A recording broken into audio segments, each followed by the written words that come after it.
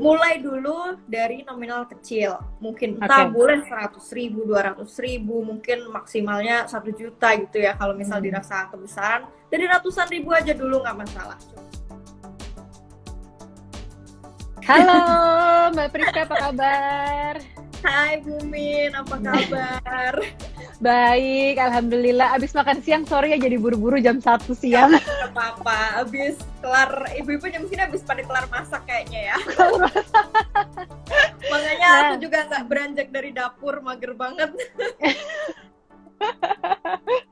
Iya Mbak Priska, nih sekarang siang hari ini kita mau ngobrol-ngobrol karena nih sebenarnya latar belakangnya adalah banyak sekali para ibu yang saat ini lagi produktif banget dari rumah, menghasilkan uang lebih atau ya mungkin sebagai hobi, awalnya menyalurkan hobi dan sekarang nih di masa pandemi ini justru jadi kelebihan tenaga buat jual-jualin entah itu makanan, entah itu jadi reseller atau online shop dan lain-lain. Nah, sekarang kan artinya kita nih memegang uang, memegang kendali. Mungkin saat ini bisa jadi salah satu momen yang tepat untuk kita berinvestasi juga, walaupun masih dalam pandemi ya Mbak ya. Betul. Nah, boleh dong Mbak kenalan dulu nih dengan investasi saham dan juga mungkin komunitas terbesar saham pemula di Indonesia kan nih ya Mbak Friska ini yang bikin gitu. Mungkin boleh diceritakan Mbak, awal mulanya gimana Mbak dengan komunitasnya? Ya, selamat siang teman-teman Parent Talk ID, salam kenal, mungkin ada yang baru pertama banget jumpa dengan saya. Selamat siang juga teman-teman ngerti saham, biasanya emang aku live malam, tapi kali ini momi-momi, biasanya ibu-ibu siang-siang juga banyak yang free. Ya, mungkin aku lebih akrab disapa Mince, kalau Bu Min di Parent Talk ya, kalau Bu Min biasa dipanggil Mince. Aku pribadi udah berkecimpung di dunia saham, di dunia pasar modal itu sejak 2010 tahun yang lalu pas masih mahasiswa, kalau dulu belum jadi emak-emak seperti sekarang. Ya, jadi ya udah 10 tahun ini mengikuti passion di bidang saham, nggak cuma edukasi tapi memang sebagai pelaku di industri juga. Jadi ya alhamdulillah masih konsisten dan masih akan terus semangat gitu sampai bisa pengennya sih punya cita-cita minimal adalah 10% dari total penduduk kita yang udah melek investasi saham, karena saat ini masih jauh dari persentase itu gitu untuk saat ini di tahun ini juga. Jadi di ngerti saham ini maupun dulu waktu masih aktif di komunitas ISP masih gencar terus, pokoknya nggak cuma emak-emak, semua orang, semua masyarakat, background apapun, usia berapapun, udah saya ajakin kenalan dulu sama investasi saham. Nggak harus mungkin langsung terjun, tapi at least ayo kita kenalan dulu biar sama-sama tahu kayak gitu. Oke, nah kenalannya ini nih, karena banyak sekali mungkin termasuk aku sendiri nih, Mince, bahwa aku adalah tipe yang konvensional gitu. Aku nggak berani tuh untuk naruh investasi di saham, tapi kebetulan suamiku dia demen tuh saham-saham. Nah, aku tuh tipe yang kayak aduh takut ya gitu, beresiko tinggi, high return cuma takut gitu. Nah, ini mungkin ada ini wejangan dari Mbak Friska buat yang orang-orangnya tipe kayak aku.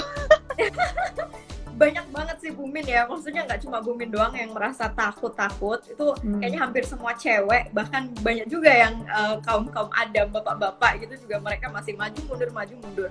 Sebenarnya secara psikologis yang membuat mereka takut untuk belajar dulu, bahkan belum terjun tapi belajarnya aja takut kayak gitu, mereka udah mungkin skeptis dulu, menganggap saham ini pokoknya sesuatu yang high risk, kalau kita nggak tahu apa-apa itu pasti bakal rugi ujung-ujungnya gitu. Itu rata-rata yang udah mindset orang dari awal seperti itu. Padahal kalau sedikit aja kita mau membuka diri buat belajar basic aja dulu, itu nanti lama-lama kita akan menemukan caranya caranya bagaimana sih untuk meminimalisir risiko di investasi saham ini biar kita tetap berinvestasi, tetap bisa, tetap nyaman, tetap bisa beraktivitas seperti biasanya tanpa harus dipenuhi dengan rasa ketakutan akan uang kita akan hilang begitu aja gitu, ibaratnya kayak akan nguap gitu aja kalau di saham gitu.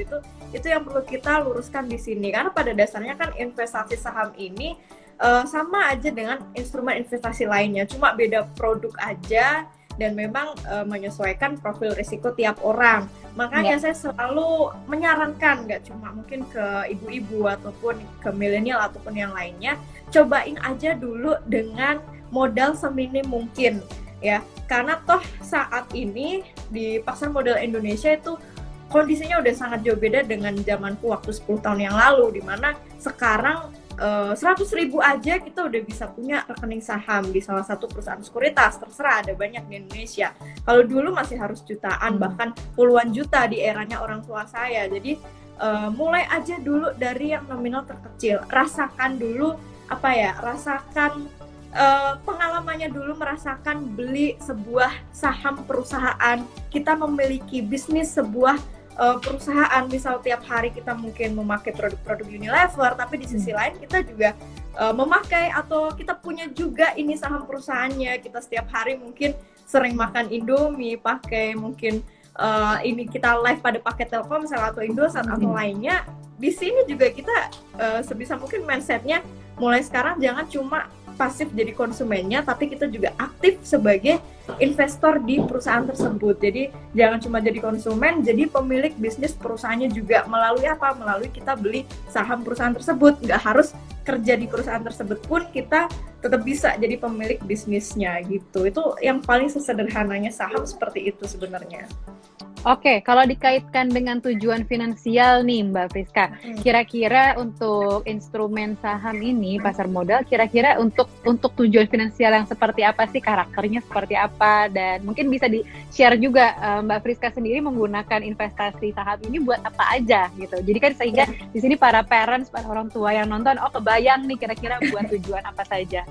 Ya, kalau aku pribadi secara pengalaman, karena sekarang udah punya anak, lebih mungkin untuk ke dana pendidikan, karena masih jaraknya masih jauh banget lah, anakku masih bayi dan untuk sekolah itu masih bertahun-tahun lagi. Jadi mungkin memang saham ini akan lebih cocok dijadikan instrumen investasi untuk jangka panjang. Jadi bukan untuk yang akan dibutuhkan beberapa bulan ke depan atau bahkan minggu depan udah dibutuhkan, itu nggak cocok ya. Tapi lebih cocok benar-benar yang untuk long term. Misal mungkin bisa buat haji ya, buat haji untuk jangka panjang sambil nunggu antrian, masih sambil ngumpulin, mungkin masih bisa lah ditaruh di saham juga. Dana pendidikan juga boleh, atau mungkin yang punya target merit 5 tahun lagi, mungkin sekarang masih mahasiswa nih, terus ada target merit nanti 5-6 tahun lagi habis lulus kerja baru merit. Nah, boleh juga, nggak masalah. Jadi memang lebih cocok, akan lebih bijak digunakan untuk long term, bukan untuk yang sifatnya jangka pendek atau kebutuhan jangka pendek gitu.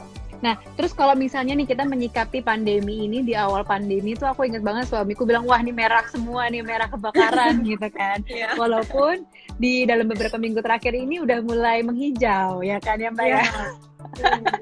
Nah, jadi menurut Mbak Friska nih gimana? Cocok nggak sih buat orang yang mungkin tipenya panikan dan kayak nggak berani beresiko, dan mungkin sebaiknya apa, pelajaran apa saja sih yang sudah didapat oleh Mbak Friska selama mungkin udah berapa tahun ini terakhir menjadi investor perempuan gitu Mbak?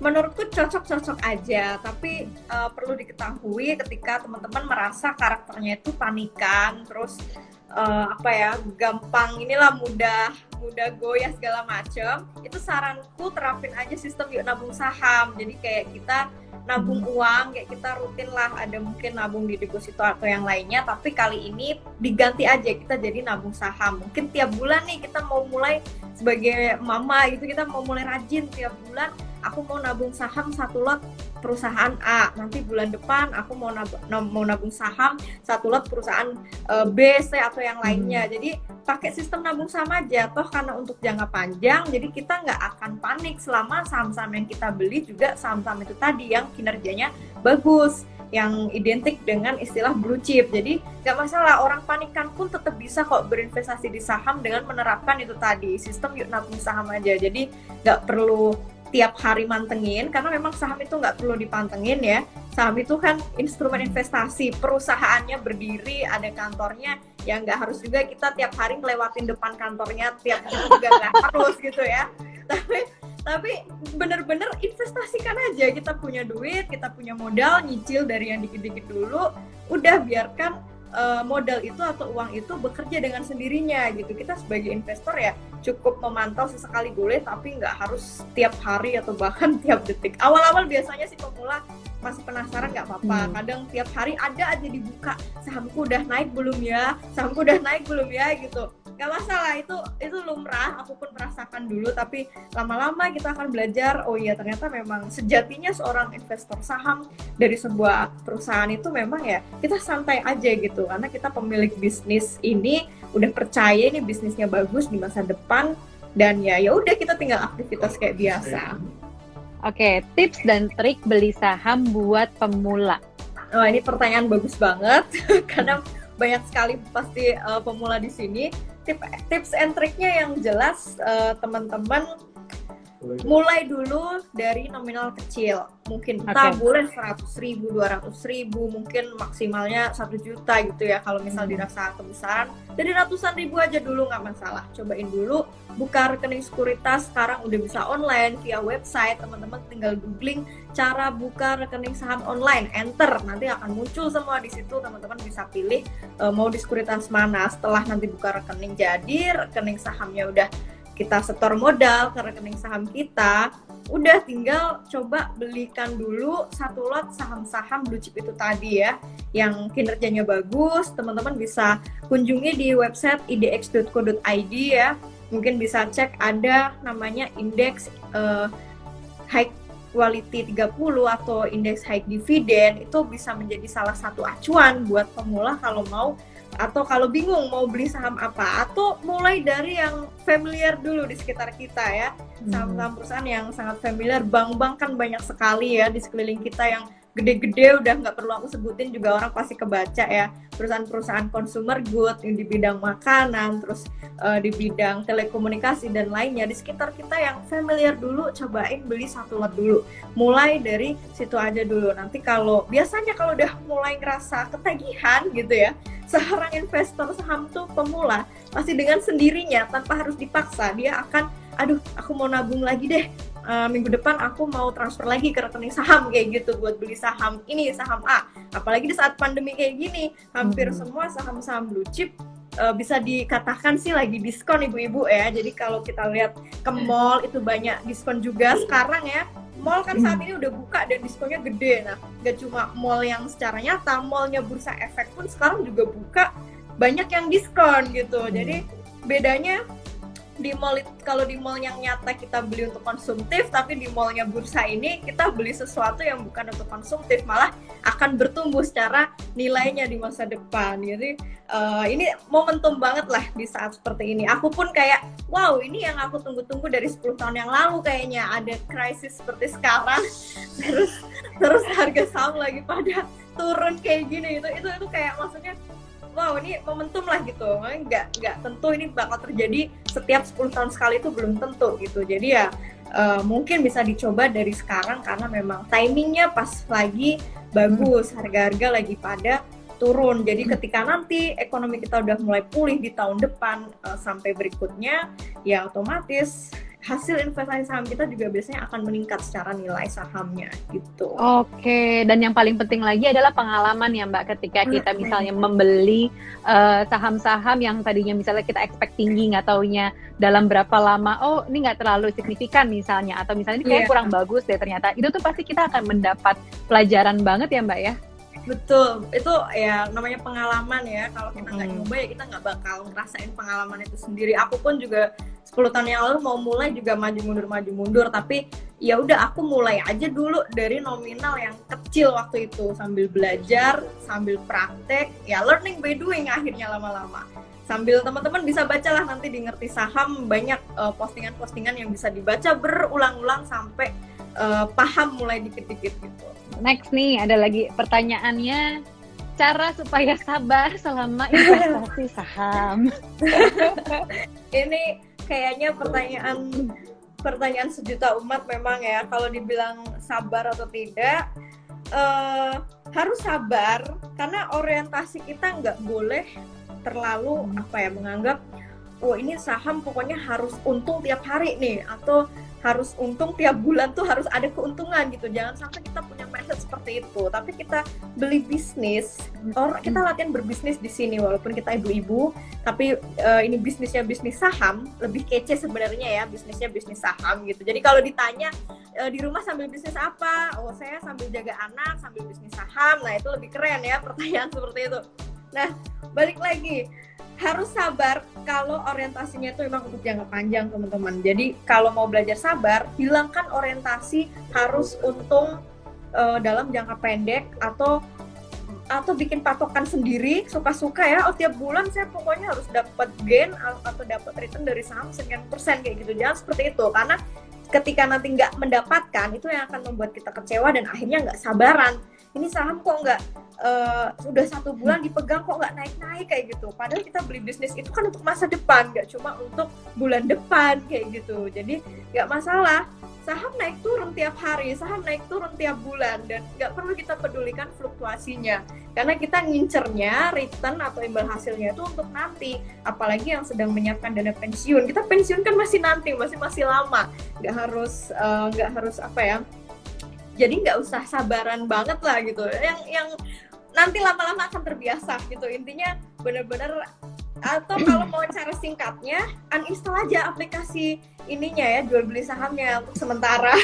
Kalau emang ini susah dari dalamnya itu, aduh nggak sabaran banget, udah uninstall aja. Insya Allah kalau di dalam aplikasinya itu udah beli saham-saham bagus yang tadi blue chip ya, walaupun di uninstall terus diinstal lagi mungkin setahun lagi ya, insya Allah selama kondisi ekonomi nanti udah membaik, nggak akan mengecewakan lah untuk return atau imbal hasilnya. Itu udah cara paling terakhir kalau emang bener-bener ini orang nggak sabaran banget, udah uninstall aja dulu nggak apa-apa. Oke, nah Mbak, ini kalau terkait dengan teknisnya, sebenarnya kita para pemula yang memang belum punya rekening saham gitu ya, pertama kali kita harus bikinnya gimana sih Mbak? Kayak sekuritasnya apa, atau apakah kita bisa beli langsung dan lain-lain, melalui apa sih aplikasinya?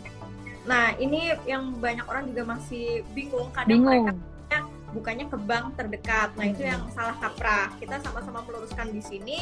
Kalau teman-teman mau buka rekening saham, itu harus ke perusahaan yang belakangnya ada tulisan sekuritas. Jadi bukan ke kantor bank terdekat, dan bukan juga kantor security, karena beda security dengan sekuritas.